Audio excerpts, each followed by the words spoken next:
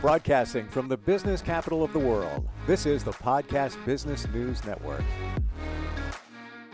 His goal is to keep those big vehicles on the road, the tankers, the trucks, the rigs, safe for all of us. And the way he does that is he works with the companies that dispatch them, the motor carrier companies.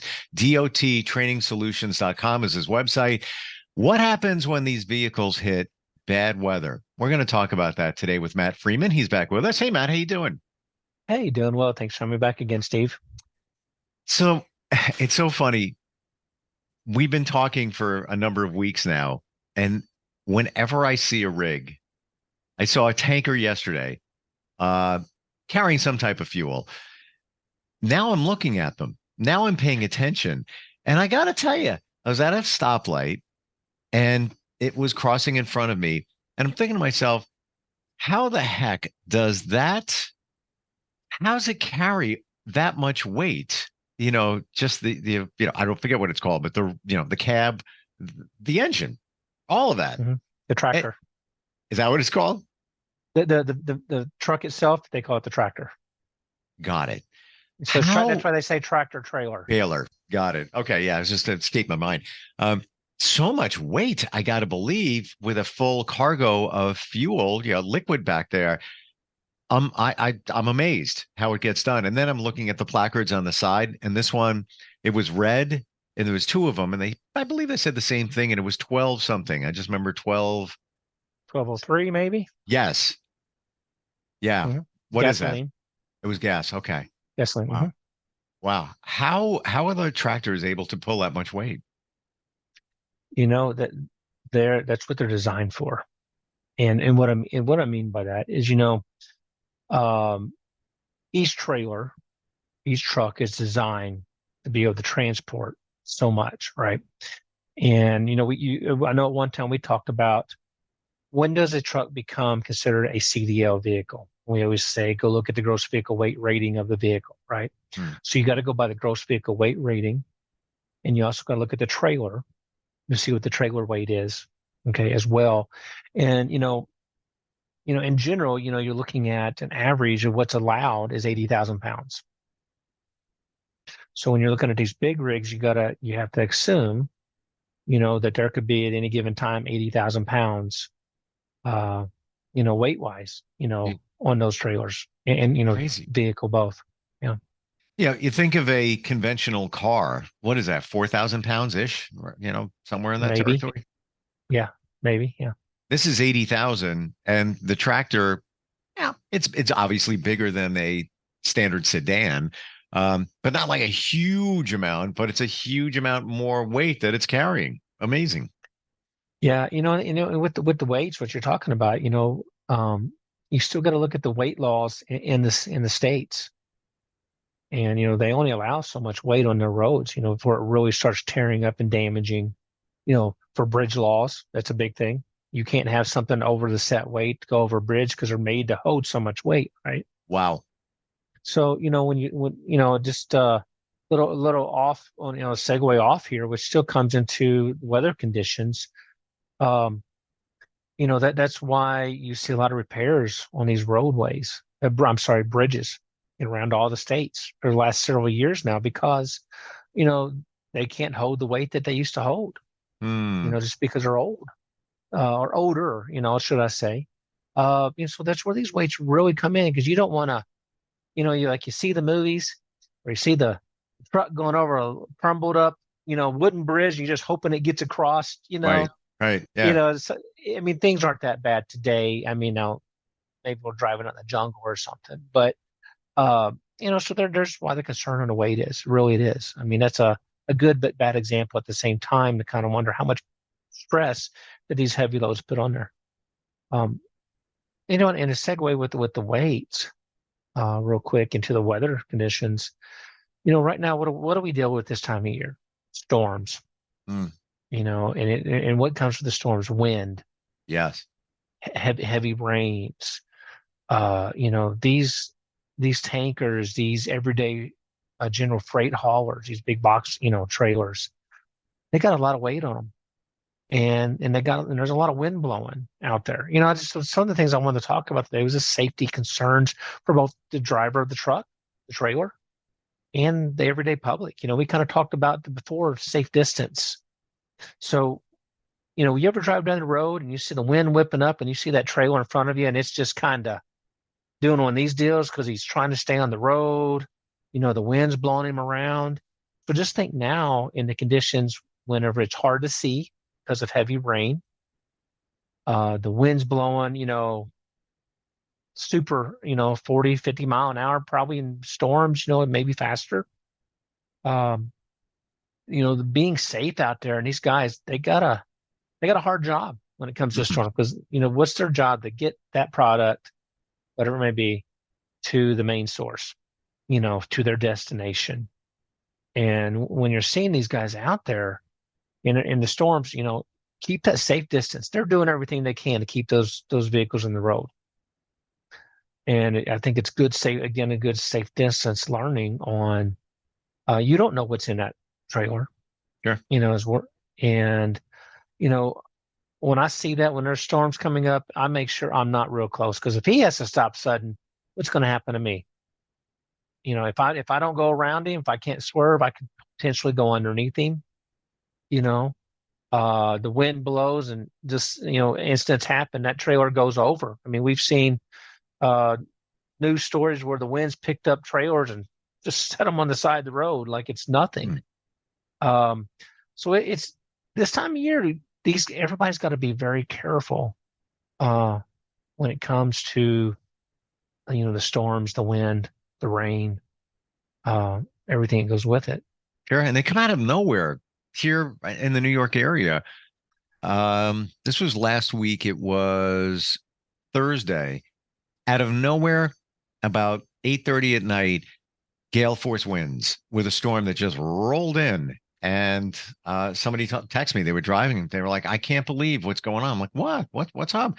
I knew there was some storms coming. Had no idea it. So imagine if you're that tanker or that big rig going down the road. What is the rule of thumb? The recommendation is there when it's speed reduction? If you're driving one of those big vehicles, is it obviously it depends on the situation, but is there an official rule like reduce 10 miles an hour or something like that? In severe storms, each state's kind of got their own set rules. You'll see a lot of times whenever conditions are bad, especially rain, drivers put their flashers on because they are driving slower. They want to be, obviously they're big. They want you to see them coming a mile away. And if they can't, Sure. Again, it comes down to proceed with caution. And that's what they're doing. Some of the other things you see with that aspect when the storms are in is load securement. It's important that the loads are, depending on what's being transported, the loads are required to be tied down and supported. So your larger flatbed, you got your coils and your equipment and your different things that are being tied down. It's important for that driver to do his due diligence as required to check those chains or straps, or whatever it is to keep those loads safe, especially in bad condition for weather. I don't know how many times I've driven down the road and there will be bad weather or something. And just, again, my background, I'm looking, is this straps down? Why is that flapping? Is that loose? Does it just look loose? All these things that come, go back in my head, and you just hope because you don't want, again, bad conditions. You don't want to flag the driver down saying, "Hey, you got a loose chain." I mean, it doesn't work that way because now you're causing distraction. Right. For instance, I saw one going down the road the other day, and his front fender on the rig, was a Peterbilt. Front fender was just flapping like it'd been hit. I don't know if the guy knew it, but it was one of those things. If a big gust of wind was going to come through, it would have flipped his fender right off. I mean, it was just hanging on. Wow. What did I do? I was cautious. I slowed down. I made sure when he got over, I got around and went down. I didn't go flagging down, letting him know, But the one thing I did notice, and the only reason I didn't call ahead, because I was trying to get the DOT number. So if I needed to call for assistance, I could say, hey, there's a driver or whatever. But he had turned off of his on another route. So I let him go. But he was slowing down. I just had to make the assumption that he was being safe and taking care of the situation. Now you said the DOT number, and those vehicles have them on them, but what do you do at that point? So where would you, let's say you're a driver, you see something, you need to tip them off or report or whatever it might be. Who do you call? No, absolutely. So that US DOT number, it's on the side of the truck. Okay. When you go into what they call a safer search, okay, it's an FMCSA program with US DOT, and you can put that number in, and it will pull up everything on that motor carrier, phone number, Wow. information, principal place of business. So if you need to get a hold of somebody, that number, there will be a number there. Or I also go look at it and say, okay, the actual company. I look up and then I Google it. Hey, it's Matt and Steve's trucking company. Okay, they're located in. Here's a phone number. I can call the number and say, hey, listen, notice your truck's going down the road unsafe. Just wanted to let you know, it could be a safety issue. Wow. Don't want to see you get in trouble, anyone get hurt. I've done that in my past. Where Let do you companies know. where do you look that up with the DOT Um, number? yeah, let me pull that up here and show everybody how to use that. Sure. I think this is super cool info, in Yeah, case and you yeah, never know. no, exactly, and you're going to see only public information, Steve. Hmm. So let's just do this. Let me pull up a.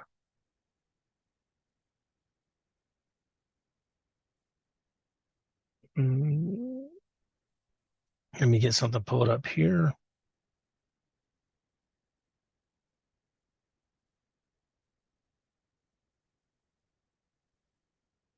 Let me go about this a different way here. Let me pull this up.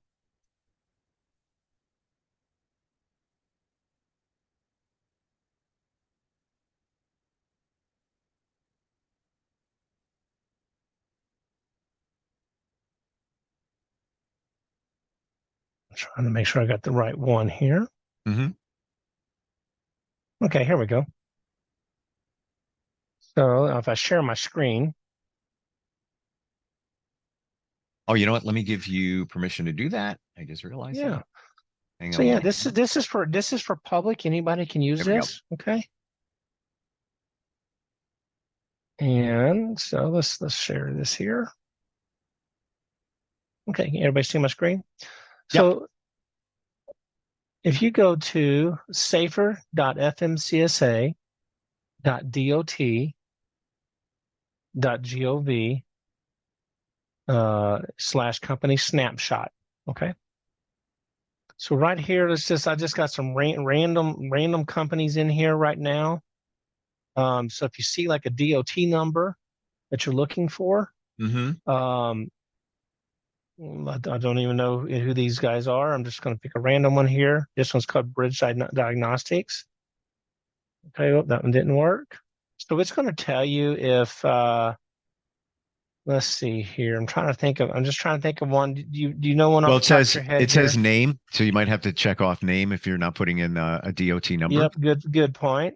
So you got your name, your MC number, or your USDOT number. Yep. Okay. All right. So let's just pull this one up and see if it'll work now. Okay. Oh All well. right. This company's out of Louisville, Colorado. So now what you're going to do here is you come down. All right. This is general information for the public. Anybody can look this up. It's going to tell them they're a carrier. They have active status. Here's their USDOT number. Okay. It's going to show you when they file their MCS 150. That's their registration for the company. Hmm. Okay. And then down here, it's going to give their location, so their physical address. Here's a phone number. Okay, so you can go in and so if you, for whatever reason, I usually say go to the website or you can come to here. Okay, because sometimes you can't find a website because it might be under another name. Um, So then you would come in here, you would look at all this, and this tells you they're a private carrier. They're hauling this one company just happens to haul construction equipment. We were talking about load securement a while ago, right? Right. So Wow. construction companies normally have to follow the load securement rules because they're usually transporting some type of equipment, okay, depending on what type of construction they are. And then I'll share this with you in the link here in just a minute on the chat, so you'll have it, Steve. So then what you can do is you can come down here, and you would also look at their safety scores, if they've had any issues. This company looks like so far, it looks like it's a pretty clean company. There's not a whole lot here.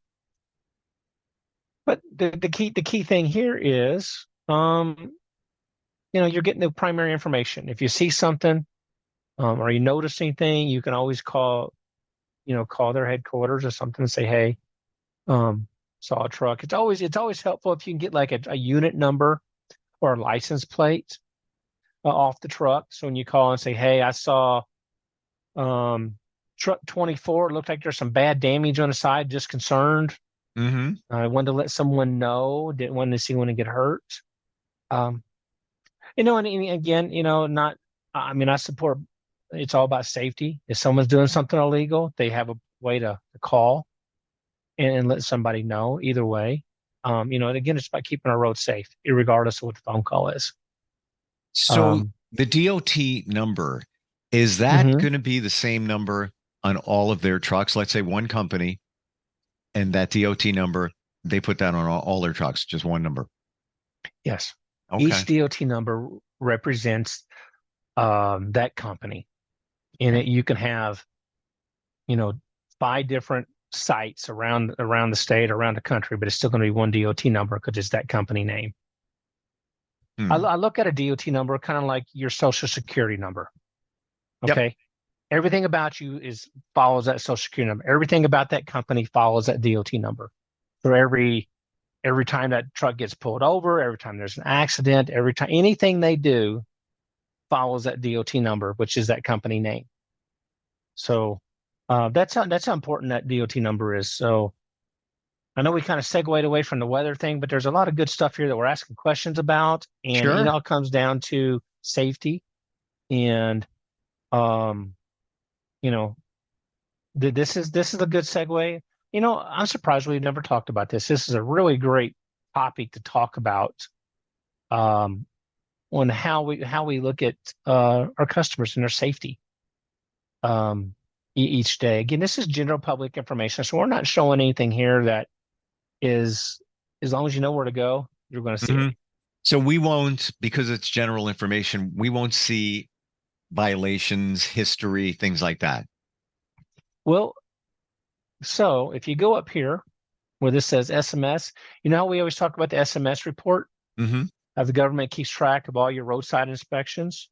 So if you go over here and you click this, what they say SMS, this is now going to tell you all the results. If you go up and you click see all data. So if there was any roadside traffic stops for whatever reason, it's all going to be in here. So you would see the stops, but you wouldn't see the driver's name. So there's certain information that does leave off of there. Okay, you'll see that they had maybe 2 vehicles with a bad inspection, and it would say, okay, what the violation was, and that's it. So it won't go into specific detail on who the driver was and all the actual specifics. Wow. But it will let you know. And here are the basics that we talk about all the time. So depending on what the violations are, they fall into different categories.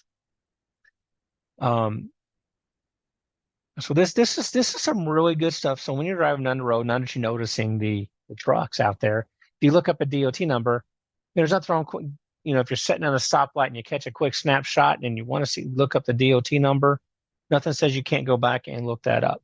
That's what that information's out there for. And you can just go right here. I have companies who call me and say, hey, I'm looking at working with this one company. Are they a safe company? And I say, hey, listen, I'll tell you what, you can go to Safer. And if they have a good rating on here, it's going to tell you what the ratings are. So this one here is not rated. Okay. but it would tell you what the rating is, safety rating is. And that's why those safety ratings are so important to companies, because if it's not a good rating, they might not get business, especially if they're a for-hire company, where they're doing other services. So this is really good information. I use this on a daily, anybody we talk with, to see where they're at.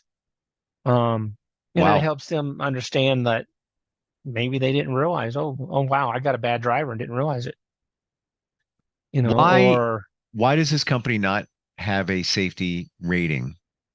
And this could be any company, but why is it not displayed? And who gets a safety rating? sure, this could be anything. They could be not operating right now, so therefore they don't have any trucks moving. They could have a DOT number, have everything set up, but they third party out, so all they are is, say, a warehouse, and everybody's but they have a DOT number because they are a commercial motor company. Say maybe they do have vehicles, they just don't utilize them. So there's a lot of reasons why they're not rated. Let's see if we can find someone else here that we can might be some of assistance. I can show you here. Let's see. There's one.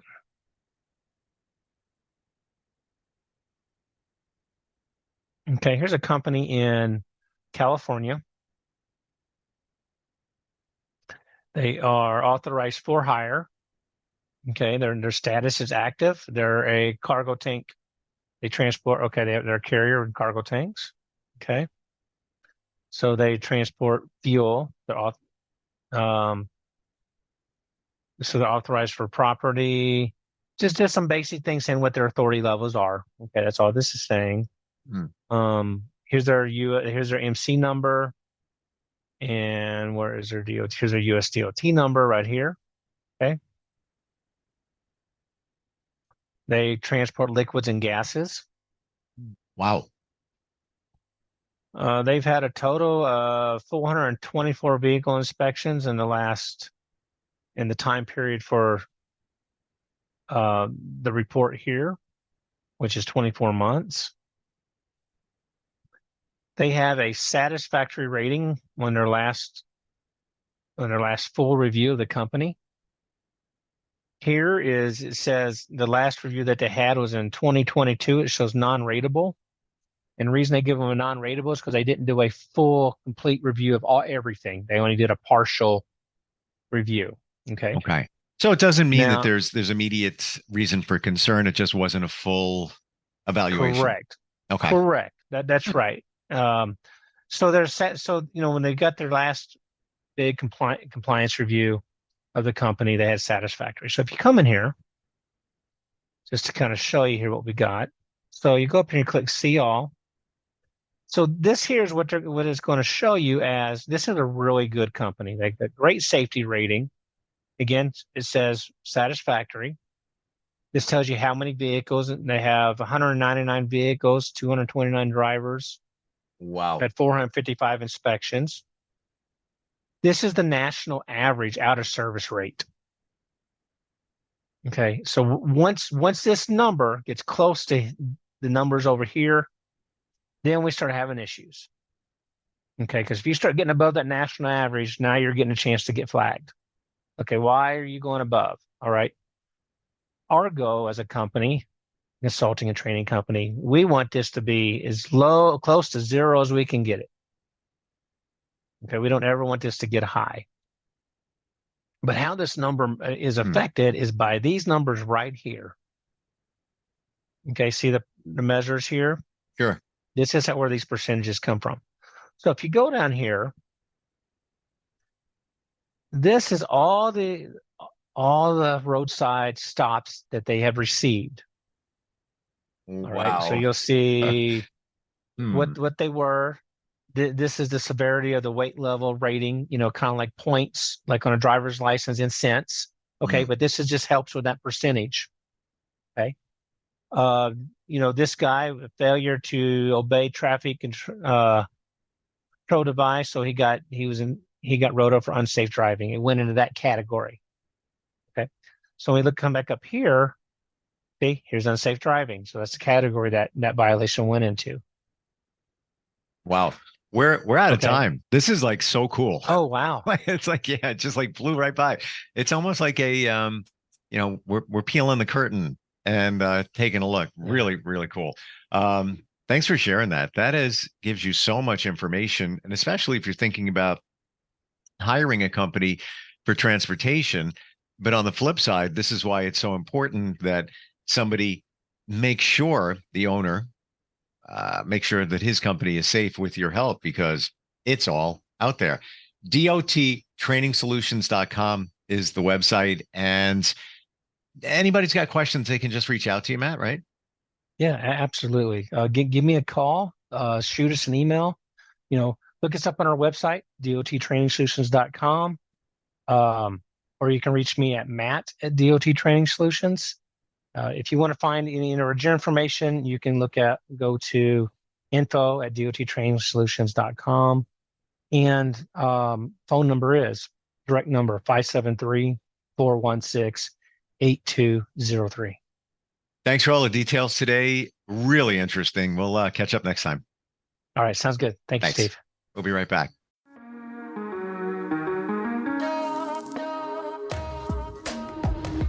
Broadcasting from the business capital of the world, this is the Podcast Business News Network.